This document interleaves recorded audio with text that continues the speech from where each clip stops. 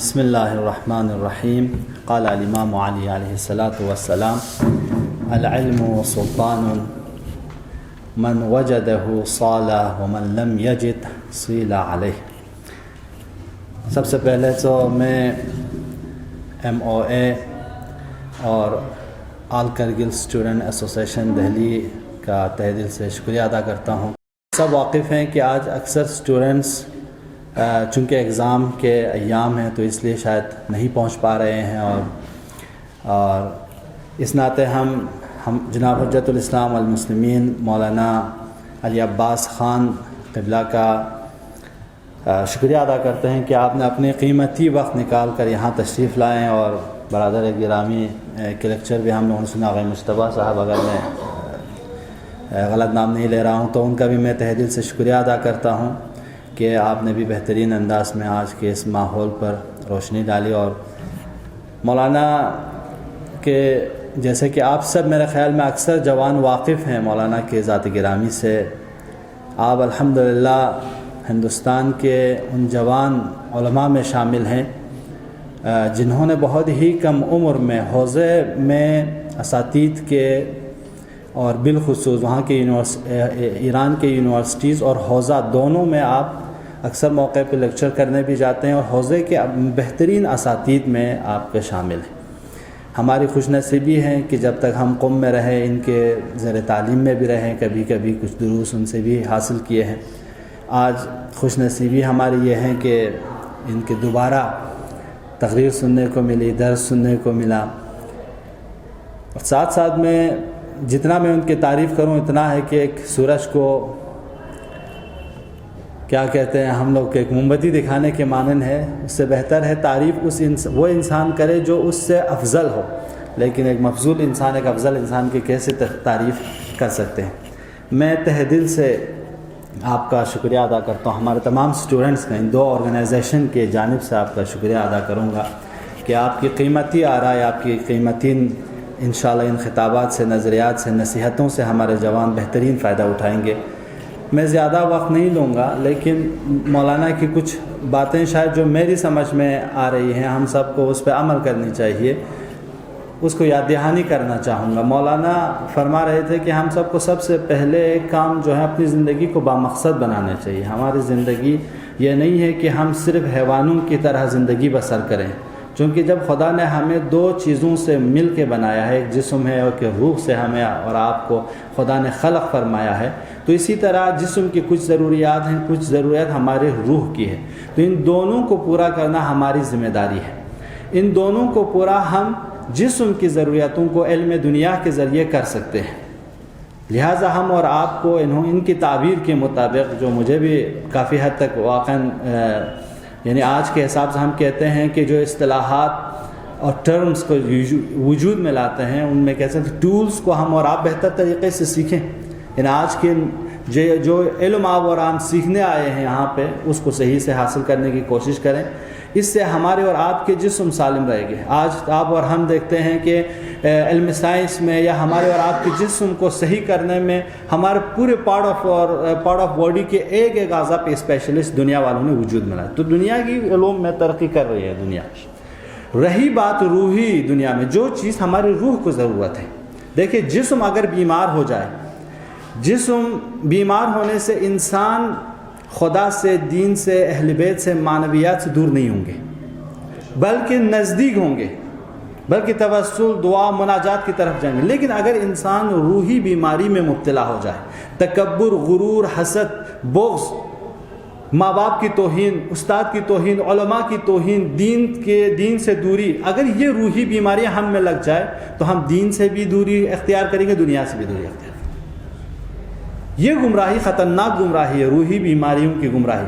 لہٰذا آج دنیا میں آپ اور ہم اگر جب دیکھتے ہیں، آج کی دنیا کی جب تعلیمات کا ہم دیکھتے ہیں، یورپ جیسے ممالک جو اپنے آپ کو فرسٹ ورلڈ اور ہم اور آپ کو تھرڈ ورلڈ میں بھی نہیں گنتے ہیں آج کل، جو سب بہترین تھیوری دینے والے خود، لیکن ان کے یہاں سب سے زیادہ بیماری کس کے ہیں؟ سب روحی بیماری میں مبتلا ہے۔ کیوں؟ وہاں کہتے ہیں جسمانی بیماریاں اتنی زیادہ نہیں ہیں، بلکہ 80% بیماریاں انسان کی جسم میں ہیں انسان ڈپریشن کا شکار ہے، پریشانیوں میں ہے۔ ان سب کی وجہ کیا ہے؟ انسان نے صرف جسم کو سنبھال لیا، روح کی طرف توجہ نہیں دی۔ اس کی جناب ہم اور آپ کو توجہ کون سا علم دے گا؟ استاد محترم کے فرمان کے مطابق جو مجھے سمجھ میں آیا وہ علم دین ہم اور آپ کو اس طرف توجہ دے گا۔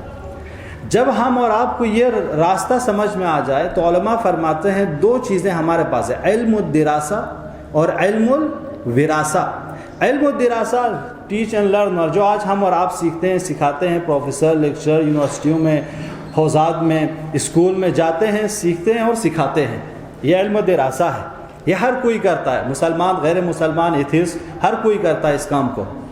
ایک کام ہے علم الوراثہ، یہ علم الوراثہ ہر کوئی نہیں کرتا۔ علم الوراثہ کی میں ایک تھوڑی سی سمجھانے کے لیے ایک مثال دوں۔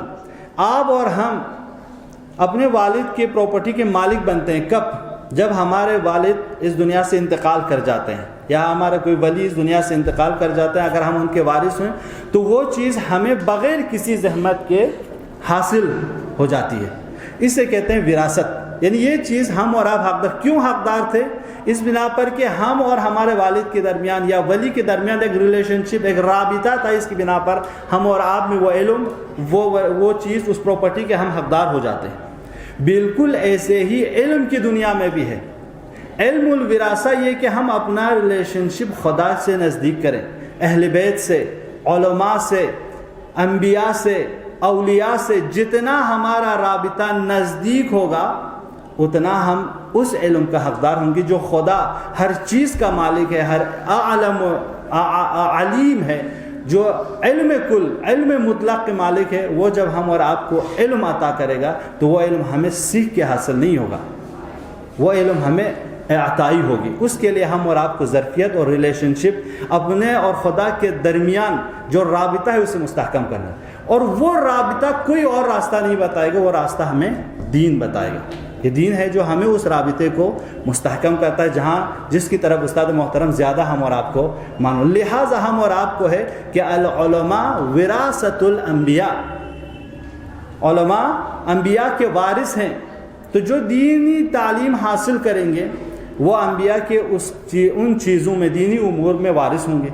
آپ اکثر جوان اپنے سلیبس میں اگر آپ بہترین طریقے سے آپ اس علم کو حاصل کر رہے ہوں گے، اگر تعبیر میری غلط نہ ہو تو آپ اپنی فزکس کی دنیا میں، کیمسٹری کی دنیا میں، زیولوجی کی دنیا میں، آپ کے تھیولوجی کی دنیا میں، آپ کی ہسٹری کی دنیا میں، پولیٹیکل سائنس کی دنیا میں آپ انبیاء کے وارث ہو سکتے ہیں اگر آپ نے اپنے اس علم کو، جسے آپ نے استاد سے، پروفیسر سے سیکھے بھی ہوں، اور اس کو اہل بیت علیہ السلام سے، خدا سے، دین سے بھی حاصل کیے ہوں۔